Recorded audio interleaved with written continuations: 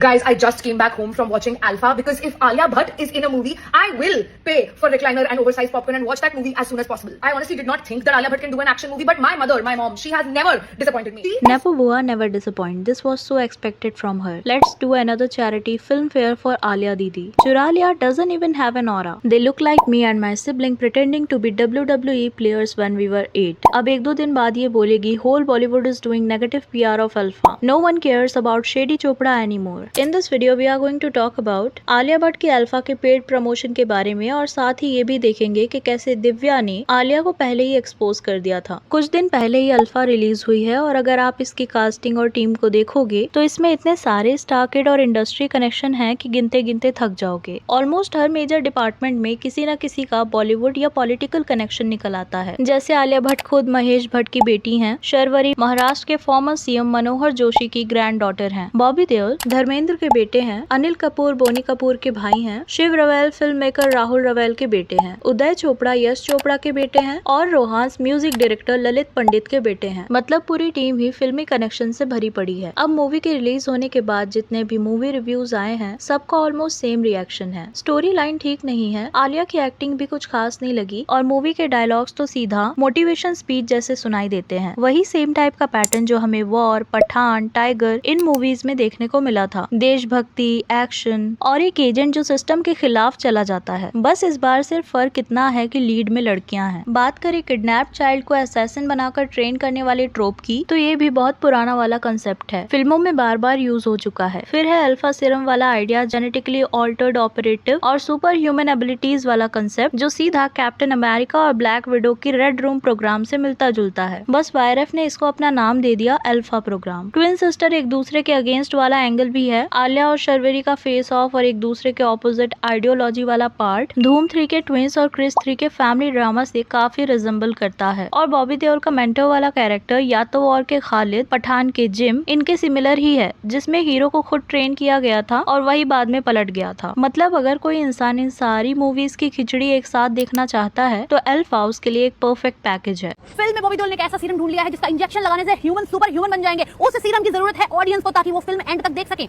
अब रिलीज के बाद भी ऑडियंस का रिस्पांस कुछ एक्स्ट्रा ऑर्डिनरी नहीं नजर आ रहा। रिपोर्ट्स के अकॉर्डिंग अल्फा का प्रोडक्शन बजट लगभग 100 से 130 करोड़ बताया जा रहा था, जबकि फर्स्ट डे का इंडिया नेट कलेक्शन सिर्फ अराउंड 9.25 करोड़ रहा। पहले इस मूवी को आलियाज अल्फा बोला जा रहा था, लेकिन जैसे ही मूवी बॉक्स ऑफिस पर अच्छा परफॉर्म नहीं कर पाई वैसे एक नया नैरेटिव पुश किया जाने लगा कि ये तो शिव रवेल की मूवी है। एक ट्वीट भी वायरल हुआ था जिसमें लिखा था कि शिव की अल्फा शायद इंडियन बॉक्स ऑफिस पर अंडरवेलमिंग ओपनिंग देगी। मतलब जब सक्सेस का क्रेडिट लेना हो तो आलिया का नाम और जब फेलियर का ब्लेम देना हो तो किसी और का नाम। और सिर्फ इतना ही नहीं, मूवी के रिलीज से पहले और बाद में दोनों में काफी इन्फ्लुएंसर और यूट्यूबर को इस मूवी को प्रमोट करते हुए देखा गया, जो देखने में काइंड ऑफ पेड प्रमोशन ही लगता है। जैसे रेबल किड यानी अपूर्वा, उन्होंने भी अल्फा को प्रमोट किया था। वो नॉर्मली इस तरह की मूवीज प्रमोट नहीं करती हैं और ना ही उन्होंने पहले कभी आलिया भट्ट की इतनी ओपनली तारीफ की है। इसी वजह से ये क्लियर हो जाता है कि ये पेड प्रमोशन ही था। इवन समय रैना ने भी अपनी स्टोरी में बताया था कि उन्होंने अल्फा देखने के लिए पूरा थिएटर बुक किया है और वो अपनी प्री सेल लिस्ट से 250 लोगों को व्हाट्सएप के थ्रू टिकट्स भेजेंगे। और समय और आलिया उतने क्लोज भी नहीं है जिनके लिए वो पूरा थिएटर ही बुक कर लेंगे। अब इससे पहले भी आलिया की फिल्म जिगरा के टाइम भी एक बड़ा कंट्रोवर्सी हुआ था और इस टाइम ही आलिया के मूवी प्रमोशन टैक्टिक्स को दिव्या ने एक्सपोज कर दिया था। उस टाइम पे दिव्या ने ओपनली मूवी और उसके बॉक्स ऑफिस नंबर पर सवाल उठाया था। दिव्या ने अपनी इंस्टा स्टोरी पर एक थिएटर की फोटो शेयर की थी और लिखा था, went to city mall PVR for Jigra show. Theater was totally empty. All theater going empty everywhere. Alia Bhatt में सच में बहुत जिगरा है, खुद ही टिकट्स खरीद लिए और फेक कलेक्शन अनाउंस कर दिए। Wonder why paid media is silent. उस वक्त कंट्रोवर्सी की शुरुआत तब हुई थी जब दिव्या ने क्लेम किया कि जिगरा की स्टोरी उनके फिल्म सावी से काफी मिलती जुलती है। इसके बाद उन्होंने थिएटर की एम्प्टी सीट वाली फोटो शेयर करके ये भी एलिगेशन लगाया कि मूवी के मेकर्स ने कॉर्पोरेट बुकिंग के थ्रू बॉक्स ऑफिस नंबर्स को आर्टिफिशियली स्ट्रॉन्ग दिखाने की कोशिश की। आलिया ने इस पूरे मैटर पर खुद कुछ नहीं बोला था, लेकिन उसी टाइम करण जौहर ने एक क्रिप्टिक पोस्ट शेयर किया था जिसमें उन्होंने लिखा था, silence is the best response to fools. बाद में 2025 में दिव्या ने मुकेश भट्ट के साथ एक प्राइवेट फोन रिकॉर्डिंग भी शेयर की थी जिसमें उनका कहना था कि उनके अगेंस्ट चल रही मीडिया रिपोर्ट्स एक प्लान बैकलैश का ही हिस्सा था। और अब देखो अल्फा के रिलीज के बाद भी वही सेम नैरेटिव रिपीट हो रहा है। जैसे जिगरा के टाइम प्रमोशन और मीडिया कवरेज को लेकर सवाल उठ रहे थे, वैसे ही अब अल्फा के लिए भी इन्फ्लुएंसर प्रोड्यूसर और क्रिएटर पेड प्रमोशन कर रहे हैं। मूवी को पुश करने के लिए इन्फ्लुएंसर्स और यूट्यूबर्स का सपोर्ट लिया जा रहा है और बॉलीवुड की बड़ी फिल्म्स को प्रमोट करने के लिए आजकल इतना एग्रेसिव पीआर और इन्फ्लुएंसर मार्केटिंग यूज हो रही है कि असली ऑडियंस रिएक्शन पहचानना ही मुश्किल हो जाता है। और अभी भी आलिया के साइड से सेम पैटर्न चल रहा है, वही इन्फ्लुएंसर्स को पेड करके अपनी मूवी प्रमोट कर रही हैं। अब इस बीच करण जौहर ने भी अपनी इंस्टा स्टोरी में एक फोटो शेयर किया। उसमें उन्होंने लिखा, "When footfalls are a challenge, Alpha takes a solid start. It emphasizes many things. The audience is way above online negativity and they are the true warriors. The stardom and theatrical pull and unquestionable talent of Alia Bhatt." यहाँ पर करण ने आलिया को unquestionable talent बोला, लेकिन अगर वो चाहते तो शर्वरी के लिए भी 2 लाइन्स ऐड कर सकते थे, फिर भी उन्होंने ऐसा नहीं किया। जबकि ऑडियंस का एक बड़ा हिस्सा मूवी सिर्फ शर्वरी के लिए ही देखने जा रहा है। इसी वजह से करण के स्टोरी के बाद आलिया को ट्रोलिंग फेस करनी पड़ रही है। कुछ टाइम पहले करण एक पॉडकास्ट में गए थे जहां पर उन्होंने खुद कॉर्पोरेट बुकिंग के बारे में बात किया है, मतलब फिल्म मेकर्स और स्टूडियो का खुद अपनी मूवी के टिकट्स बल्क में खरीदना। उन्होंने कहा था कि अगर कोई अपने ही पैसे से अपनी फिल्म की टिकट खरीद कर खुश होना चाहता है तो ये उसकी पर्सनल चॉइस है, लेकिन ऑडियंस को इससे फर्क नहीं पड़ता। ऑडियंस सिर्फ इतना देखती है कि फिल्म अच्छी है या नहीं। करण ने ये भी कहा था कि इंडस्ट्री खुद ही ऐसी प्रैक्टिसेस से अपनी इमेज खराब करती है और आजकल ऐसी एजेंसीज भी एग्जिस्ट करती हैं जो पैसे लेकर थिएटर्स की सीट्स फिल कर देती हैं ताकि ओपनिंग का मोमेंटम बन सके। उन्होंने ये भी माना कि कभी कभी इससे फिल्म को शुरुआत में थोड़ा पुश मिल जाता है। मुझे तो ये लगता है कि करण ने यहाँ पर इनडायरेक्टली आलिया को ही एक्सपोज कर दिया है, क्योंकि जिगरा के टाइम उन्होंने खुद पूरा हॉल बुक किया था। लेकिन फनी बात यह है कि अब वही करण आलिया को ओपनली सपोर्ट कर रहे हैं। और इस पूरी कंट्रोवर्सी के बीच अनुपमा चोपड़ा का रिव्यू भी काफी वायरल हो रहा है। अनुपमा ने मूवी के फ्लॉज बताने के बावजूद उसके पॉजिटिव पॉइंट को काफी हाईलाइट किया। इसी वजह से ऐसा लग रहा है कि वो मूवी को सपोर्ट कर रही हैं, जबकि मूवी में कई सीन क्लियरली कॉपी हुआ है लगता है। अपने रिव्यू में अनुपमा ने कहा कि अल्फा का स्केल, एम्बिशन और वायर ऑफ स्पाई यूनिवर्स की पहली वुमन लेड फिल्म होने की वजह से इसका अप्रोच काफी इंटरेस्टिंग है और एक हिंदी फिल्म हीरोइन को इतने बड़े एक्शन सेटअप में देखना अच्छी बात है। उन्होंने आलिया के काफी तारीफें की और कहा कि छोटी फिजिकल बिल्ड होने के बाद उन्होंने एक्शन सीन्स में काफी डिटर्मिनेशन दिखाया। बॉबी देओल की स्क्रीन प्रेजेंस को भी उन्होंने मूवी का स्ट्रॉन्ग पॉइंट बताया। लेकिन जब बारी आई मूवी के कॉपी सीन्स को एड्रेस करने की तो उन्होंने सीधा डिफेंड करना स्टार्ट कर दिया, सिर्फ इतना बोलकर कि मूवी के काफी सीन और आइडियाज पहले से ही बनी फिल्म की याद दिलाते हैं। शर्वरी के कैरेक्टर को लेकर भी उनका मानना था कि कैरेक्टर को और डेप्थ मिलनी चाहिए थी। रिव्यू के एंड में अनुपमा ने कहा कि प्रॉब्लम फीमेल लीड्स में नहीं है, बल्कि उन्हें जो स्क्रिप्ट और नैरेटिव दिया गया है वो उतना पावरफुल नहीं है। उनके हिसाब से एक्ट्रेस में पोटेंशियल है, लेकिन फिल्म उन्हें शाइन करने का उतना स्ट्रॉन्ग मटेरियल नहीं दे पाती। अब देखो, वो चाहती तो सीधा बोल सकती थी कि आलिया इस कैरेक्टर के लिए सूट नहीं करती, जो कि ऑडियंस का एक बड़ा सेक्शन भी कह रहा है, लेकिन उन्होंने इस पॉइंट को अपने रिव्यू में हाईलाइट ही नहीं किया, क्योंकि वो स्टार्टिंग से ही आलिया को डिफेंड करती हुई आई हैं। कुछ महीने पहले जब आलिया को ट्रोलिंग फेस करनी पड़ रही थी, तब भी उन्होंने ये कहा था कि कोई नेगेटिव पीआर करवा रहा है, और शायद आगे भी जब आलिया की मूवी को ट्रोलिंग फेस करनी पड़ेगी तब भी वो यही बोलेंगी कि कोई पीआर करवा रहा है। जबकि रियलिटी ये है कि आलिया की एक्टिंग इस कैरेक्टर के लिए ठीक नहीं बैठती, वो कैरेक्टर के अकॉर्डिंग सूट नहीं करती। जबकि शर्वरी भी इस मूवी में है, लेकिन उन्हें उतनी ट्रोलिंग नहीं मिल रही क्योंकि उनका फिजिकल अपीयरेंस मूवी के कैरेक्टर के अकॉर्डिंग फिट बैठता है। इस बात को हमने प्रीवियस वीडियो में भी डिस्कस किया था। आलिया के केस में ऐसा नहीं है, इसी वजह से उन्हें हेट मिल रहा है। मूवी के राइटर को भी हेट मिल रहा है क्योंकि हर मूवी से कुछ न कुछ सीन कॉपी किए हैं। सबको पता चल चुका है कि मूवी अच्छा परफॉर्म नहीं कर पा रही है, फिर भी इतना एग्रेसिवली पुश किया जा रहा है। इसके बाद हो सकता है आलिया अपनी एक्टिंग इमेज को क्लीन करने के लिए कुछ आउटसाइडर को लॉन्च करें, और इससे रिलेटेड एक अनाउंसमेंट भी आ चुकी है जिसके बारे में हमने यहाँ पर बात की है। बाकी आज की वीडियो के लिए इतना ही। Do let me know your thoughts on this, do let me know in the comments. और वीडियो पसंद आई हो तो प्लीज चैनल को सब्सक्राइब, वीडियो को लाइक कर देना। मिलते हैं नेक्स्ट वीडियो में। Thank you.